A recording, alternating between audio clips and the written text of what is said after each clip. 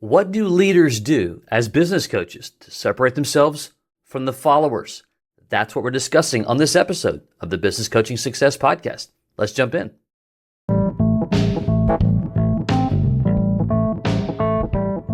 BJ O'Neill here with the Business Coaching Success Podcast. So glad you're here, where I share with you strategies, tools, and tips to be able to grow your business coaching practice to six figures and beyond as a Christian business coach. Let's jump in.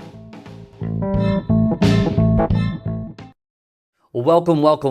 Glad that you are here.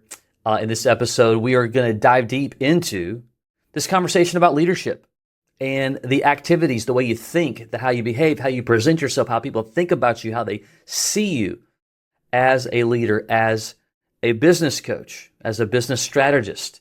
It's not enough anymore to just go do business coaching.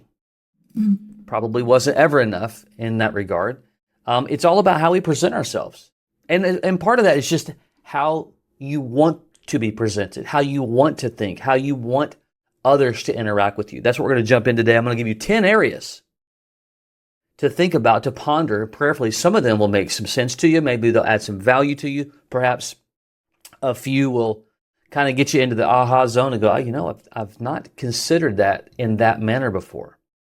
If you, perhaps you're new to the podcast, perhaps you are looking to build a business coaching practice, and you just don't have the tools, the resources. You've thought about it for a very long time.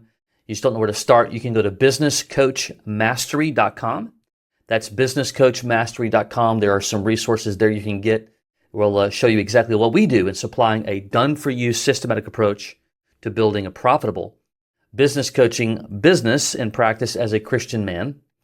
That's who we serve. There's also an opportunity to have a chat. If you'd like to just talk about it, you can do that as well. businesscoachmastery.com.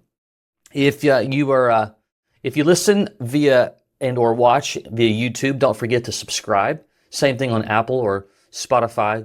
All the ways. It encourages others they can find the episodes and find the podcast. So if you get some value from the podcast, it means something to you. Don't forget to subscribe and even leave a review. It helps out in many different ways. Okay, leadership. Often a term that is used, I would also argue sometimes misused. And what I mean by that is that it's not just a word. It is, number one, your heart, how you want to interact with others. And here's a kind of a big, just a foundational way to look at it.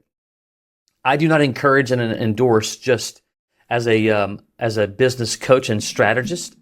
I don't just encourage selling business coaching services.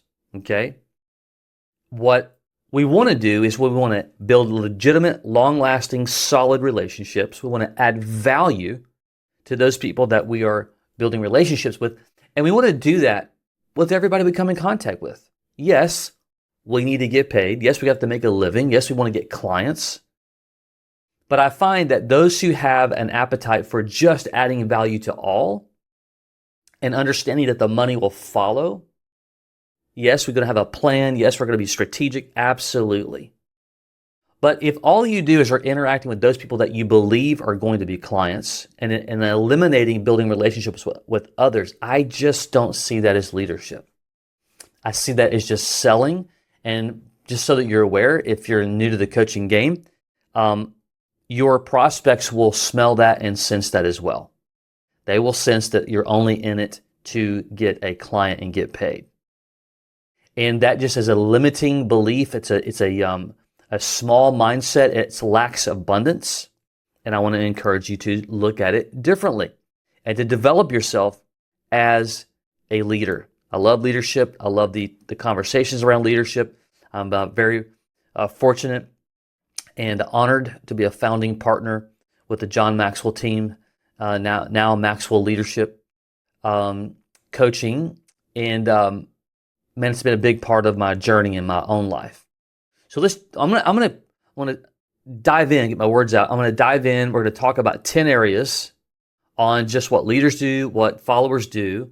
And it's not to degrade followers in its sense, but we're talking about how we're going to build the business, your business, you as the coach and strategist in the community that you're going to serve. Okay. And if you're not careful, again, you just break the rules of leadership by just presenting yourself as a taker and not a giver and not an abundance thinker. So number one, a leader in coaching sets vision and strategy. A leader sets vision and strategy. A follower will imitate others' strategies. Okay? So there's a big difference in setting my own vision. There's a big difference in just imitating somebody else. When I'm imitating, I lack the ability to be creative. I lack the ability to be me. I lack the ability to really be sincere and authentic in the way that I'm going to present myself, right?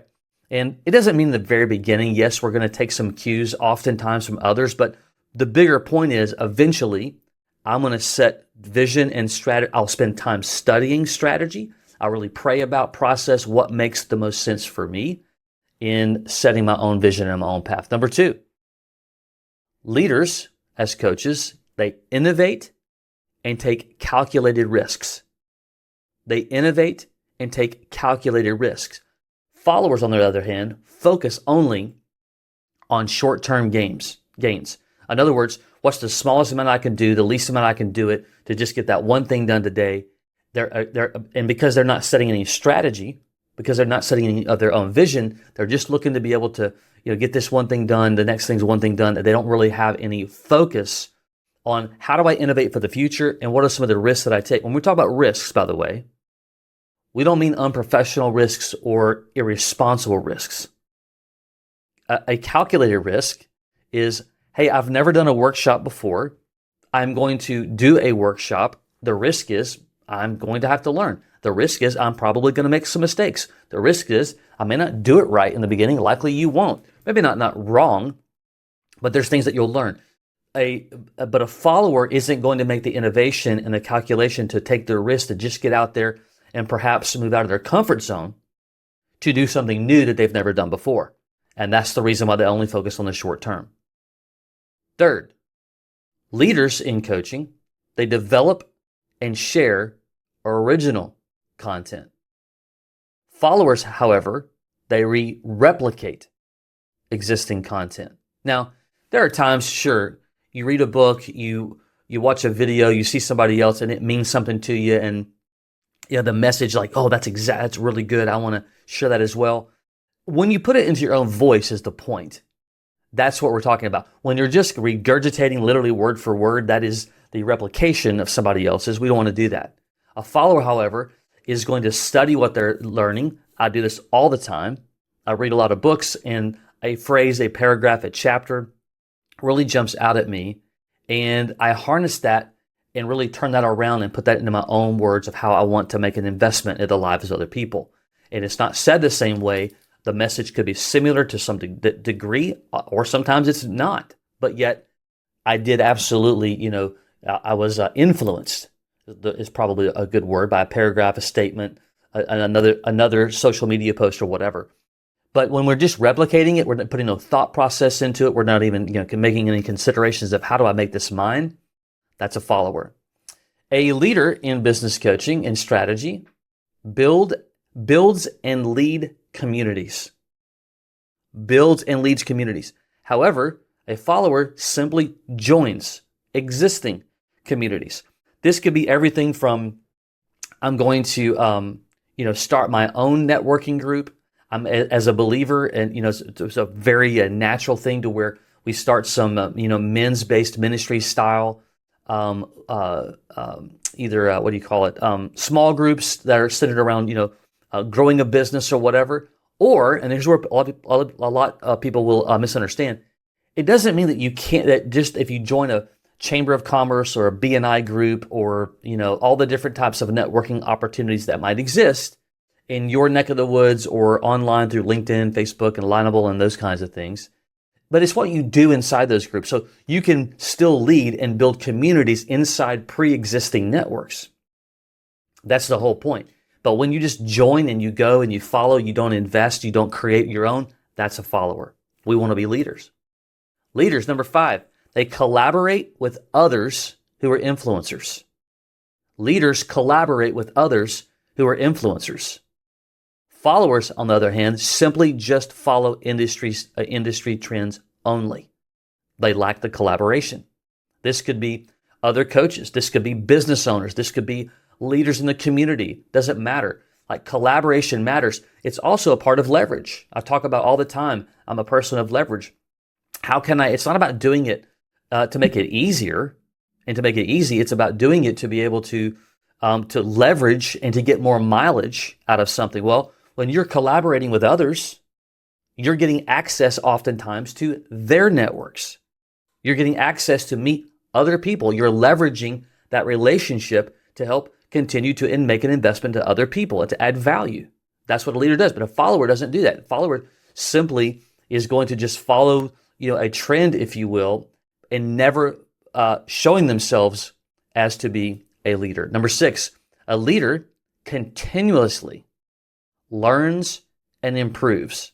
A leader continuously learns and improves. Rather, a follower just maintains the status quo. Here's a really simple way. As a business strategist, especially as a believer, if you're not reading books, if you're not taking courses, if you're not going to conferences, that kind of thing, then you absolutely are just going to maintain status quo. And even when you reread something you've already read, you see if you're watching this podcast, you see these books. Some of these are 15, 20 years old. And I will reread them because, like the Bible, sometimes when you reread something that you've read multiple times because of the season of life that you're in, you'll learn something new. And you want to have an appetite and a heart and a desire to absolutely learn, because you can't advance, you can't invest into others, you can't learn new trends and new strategies as technology advances, as life advances.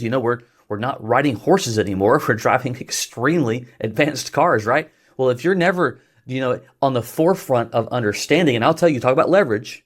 One of the things that I always encourage, and that it worked for me, it's worked for me for many, many years, is when you're an early adopter into some thoughts, ideas, and even technology, you get the wind of that newness of that adoption. I did this with social media, did this with websites, did this with software, you name it, is that you get the kiss of just that excitement of that something that is new.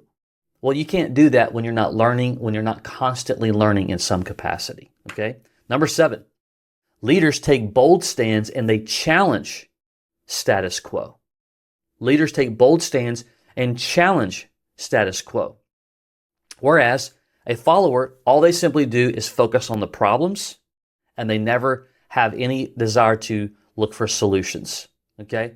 So if you're in the coaching relationship, for instance, and you have a client, and again, part of our heart should be, as a strategist and a coach, is that yes, we're helping the business to be able to advance profitability and to grow their revenues. Absolutely. That is where we probably spend 70% of our time as a coach. But when you're working with a client and you recognize that they're in the ditch, meaning that they're stale. Their relationships are stale. The way that they're building their equity in their employees or their vendors or their customers, it's just there's no joy, there's no peace or whatever. A strong leader will lean into that and say, hey, can I have permission to just lean in and just to be very frank with you? Because I've recognized something that I'm really concerned about. Yeah, sure. And in the right way, in the right manner, certainly. We're not doing it to offend someone. We're doing it to wake them up. That is somebody who challenges somebody who is in the face of the status quo. If you're part of a networking group, and it's just evident that, and this happens all the time, by the way, especially in the chambers of commerce of the world, sometimes they get stale. No new members coming in, not doing anything different we've ever done before. Someone in the right attitude needs to stand up and be able to say, hey, I've got an observation here I'd like to present that I feel like we're just kind of falling flat here, and we're not really making an investment into the community the way that we're supposed to. That's somebody who stands up and challenges, got to be careful of the word challenge, the status quo. Number 8, leaders do, unlike followers, focus on solutions and not problems.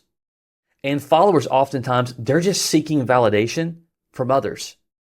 And a follower can easily view, if I'm looking for solutions all the time, I might run the risk of how that may look. I might run the risk of offending someone. I might run the risk of how they may think of me and not like me. And I know that sounds fairly elementary, but it's really, really true at the end of the day. Whereas a true leader, they're not worried. We're not going to do an activity or say something or do something for the sole purpose of just, challenging people to be a bully or whatever. That's not the point. The point is, I'm not going to do it. This actually kind of goes back to point number 2. We're taking calculated risk. Taking a calculated risk in a relationship says I'm going to challenge the status quo because I'm looking for a solution.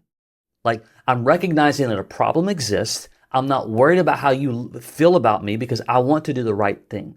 So taking the calculated risk, this is kind of combining several of these different points together. That's what we should do, is to lean in, to look for a solution and not just let it lay. Okay? 2 more. Number 9, you empower others to lead. Number 9, you empower others to lead. Whereas a follower, they're depending upon others for direction. So when you're leaning in again with that client, they got 5 employees, 10 employees or whatever, it's like you want to empower them to be great leaders and communicators to their teams, their vendors, their customers, the relationships that they're building in the community. Perhaps you recognize that they're slightly edgy around, they're sharp around the edges, and the way that they may communicate and come off is fairly brass, and it may cause them struggle to build long-term relationships, and it maybe even costs them money, opportunity. So when we help them to lead better, the right way, that's again goes back to leaning in, not accepting the status quo, taking risks, giving them vision, by the way, to be able to do the same thing. Where as a follower, they're just going to sit back and be a wallflower, and they're just going to allow others to kind of make the direction. And you lose opportunity when you do that. Last one is that leaders, their heart and the desire is to leave a legacy. Their heart is to leave a legacy, a lasting legacy with the relationships they're building, the community that they're involved with, their church, their family, their friends. And it's not just about being braggadocious about us. It's about we want to stand out in such a manner that our investment into the way that we're adding value to people that really has legacy type of opportunity. Whereas a follower, they actually struggle because they don't have a heart for legacy. They don't have a heart for making the investment and adding value. They struggle to make a differentiation of who they are, themselves, and how they're going to communicate when I'm not here anymore. What's that going to feel like? And oftentimes when they're not here anymore, no one even knows. They just don't recognize it because you've not spent time truly adding value and building long-lasting relationships. So these 10 things that I just shared with you, these items, there's hours, days, months, and years of opportunity for growth. But you want to have a heart and a part of your plan, part of your vision, part of your annual strategy. This episode is being recorded in October of 2024. We're looking right now into 2025. Part of your strategy for 2025 should be, and it should always be, when it comes to leadership, what am I going to do? I'm going to do this event as the leader. What am I going to do? Have this conversation, grow my business this way, whatever it is. What do I do as a leader, and how is that different than those as a follower? And when you have that conversation with yourself all the time, you make those plans quarterly, annually, and so on, you stand yourself to stand up, to be viewed differently. And this is where you become a thought leader. It's a badge of honor for someone to say, you know what? I want to get Mike's opinion on this. I want to get Fred's opinion on this. I want to get Joey's opinion on this, because I really I enjoy and value what they say. Because when that happens, and then when you do get them as a client, man, they're leaning into you and allowing you to be the guide, to guide them through implementing each strategy needed to grow their profits and their revenues at a different level because of trust, a likability factor, but more than anything else, they enjoy the way that you frame up thought, ideas. They know that you're not afraid to say the hard stuff. That's what leadership can do for your coaching business, and it can truly set you apart. I'm going to say one last thing, and it's just my view, and it's because of that view is my opinion. I still believe that the vast majority of business coaches today, no matter what market, the style of coaching, still have this idea that they're just more of a follower than a leader. So what I'm telling you is that those who will have an appetite and a heart to have a lifelong goal of being a thought leader in their community as a coach, you're going to automatically stand up above a lot of other people, be viewed differently because how you're approaching relationships and business and in your community. Okay? Hope that adds value to today. Until next time, take care.